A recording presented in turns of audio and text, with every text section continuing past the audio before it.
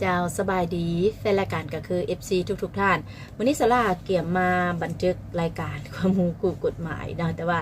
กสิมาโอมาลมกับแฟนรายการกันสักก่อนที่จะเข้าสู่รายการเนาะเป็นการกะเกี่ยมอยู่กันมาทักทายสบายดีทางส่ง Facebook กันสักก่อนเนาะเพราะว่า FC ที่รับฟัง FC ที่ติดตามเนาะก็คือแฟนรายการที่ติดตามรายการทุกรายการของสลาทางสถานีวิทยุ FM 95.5 การแสดงความขอบใจเต็มอีกแล้วกันเพราะนั้นแล้วก็ต้องแสดงความขอบใจหันขายาคำมวลฟาร์มาที่ให้การสนับสนุนรายการของสลาเนาะทางสถานีวิทยุกระจายเสียงแขวงคำมวลหันยาคำมวลฟาร์มาเนาะยาดีมีคุณภาพส่งตรงจากโรงงานมีบริการขายยกและก็ขายย่อยเด้อเปิดบริการทุกมื้อวันจันทร์ฮอดวันอาทิตย์เลยเปิดทุกๆมื้อสถานที่ก็ตั้งอยู่บ้านจอมทองเมืองท่าแขกแขวงคำมวลอยู่ตอนนั้นธนาคารการค้าต่างประเทศลาวสาขาแขวงคำมวลด้วยว่าแปะกับบริษัทยูนิเทลเด้ออันนี้ก็บอกกันไปเติมอีกกันแล้วกัน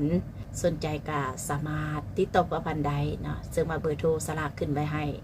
ในคลิปของสลานี้แล้วแสดงความขอบใจตื้มวันนี้ก็มาทักทายสบายดีเด้อฝากความเยี่ยมยามถามข่าวไปฮอดไปถึงแฟนรายการทุกท่านกันแล้วกันโดยเฉพาะแมนเบาถึงในบ่อนที่ว่ามีพื้นที่ที่ว่าได้รับผลกระทบเนาะจากฝนตกติดต่อกันหลายวันตั้งแต่ต้นเดือนกรกฎาคมกเหตุให้มีสภาพน้ำท่วมขังเนาะน้ำท่วมฮอดอาคารบ้านบ่อนก็มีน้ำท่วมเนื้อที่ให้นาตากาเนื้อที่หัวเนื้อที่สวนจังสิ